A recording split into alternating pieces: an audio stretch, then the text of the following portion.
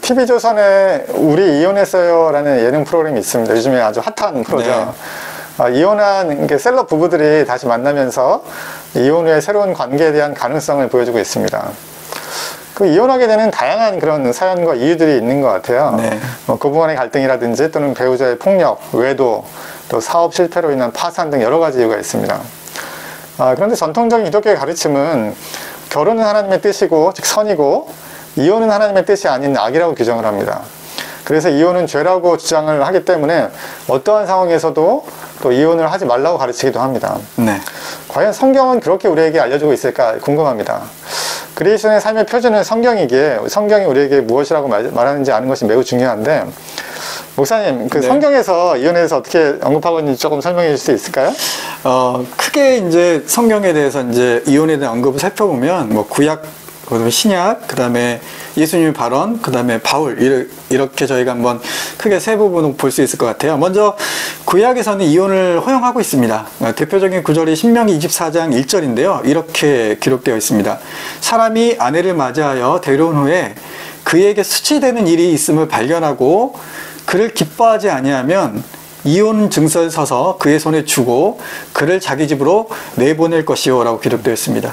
그러니까 수치되는 일이 발견되면 이혼할 수 있다라고 이제 언급된 거죠.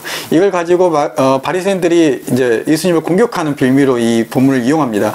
마가복음 10장 2절에 4절 말씀을 보면 바리새인들이 예수님께 나와서 시험합니다. 뭐라고 묻냐면 아내를 버리는 것이 옳습니까? 라고 이제 물어보니까 이제 그러면서 그들이 이제 부연하는 게 예수님께서 그 모세가 너에게 어떻게 알려줬느냐? 라고 예수님께서 물어보시잖아요. 그러니까 이제 바리새인들이 모세는 이혼 증서를 써줘 버리기를 허락했다라고 이제 대답했던 걸 보면 이 바리새인들이 살았던 신약 시대에서도 그 구약의 어떤 그 내용을 가지고 해석했던 사람들이기 때문에 이혼에 대한 언급, 이혼에 대한 이제 인정을 하고 있었다고 볼 수 있겠죠. 근데 반대로 예수님은 이혼을 좀 반대하신 편이었습니다.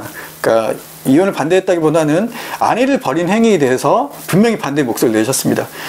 자신의 이익에 따라서 그리고 그 여성에 대한 어떤 편견 때문에 그 이유로 인해서 여성을 버리고 아내를 일방적으로 이혼한 일이 있었기 때문이죠.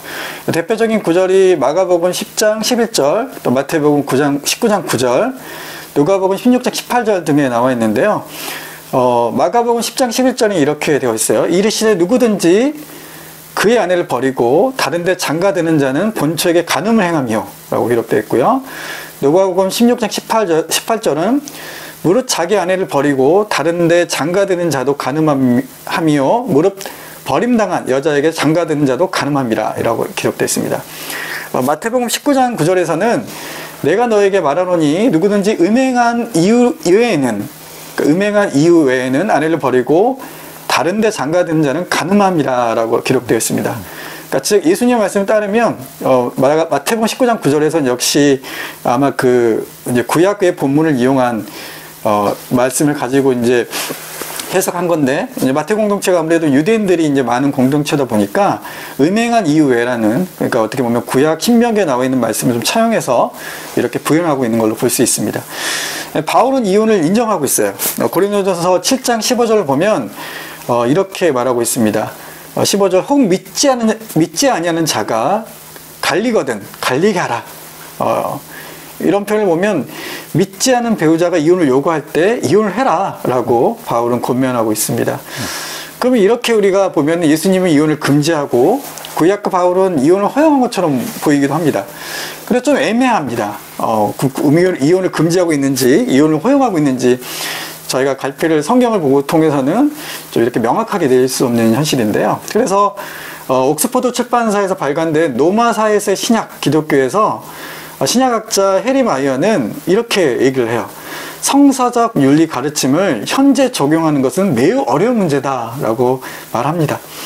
더 나아가서 이 옥스퍼드 주석 성경의 책임 편지자인 세계적인 구약학자 마이클 쿠거는 또 이렇게 말을 해요. 성경의 개별적 윤리적 이슈에 대해서 성경은 개별적 윤리적 이슈에 대한 명확한 지침을 주지 않는다. 성경은 같은 이슈에 대해서도 각 시대와 상황에 따라서 다양한 목소리가 존재한다는 것입니다. 이혼에 대해서도 다양한 목소리가 있기 때문에 만약 누군가 성경을 근거로 해서 모든 이혼이 죄다 말하는 것은 근본적으로 잘못된 것입니다. 만약 배우자가 반복적으로 외도를 하는 것을 수년 동안 참고 지내다가 자녀들이 출가한 다음에 이혼을 한다고 한다면 누가 이 사람을 정죄할 수 있겠습니까?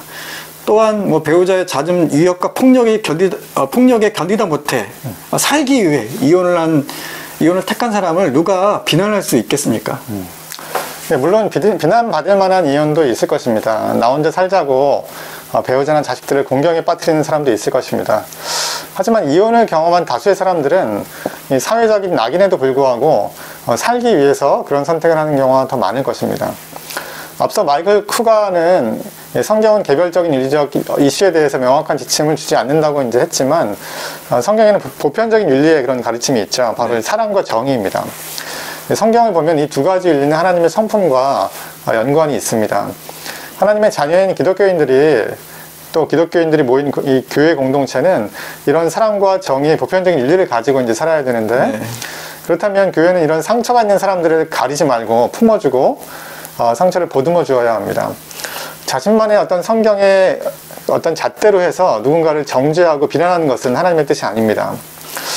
설사 이기적이고 또 다른 사람에게 파괴적인 그런 이혼이 있을지라도 그에 대한 판단을 하나님께 맡겨두고 교회의 역할은 조건 없이 이들을 받아주는 것이 하나님의 뜻일 것입니다. 교회는 상처받은 이들 또 힘겨운 이들이 자신의 아픔과 짐을 내려놓고 쉬는 안식처가 되어야 합니다. 그런 면에서 이혼을 힘겨워하는 이들이 교회에서만큼은 위로를 얻고 안정을 얻어야 할 것입니다. 네, 오늘 방송 여기까지입니다. 시청해주신 여러분 감사합니다. 감사합니다. 감사합니다.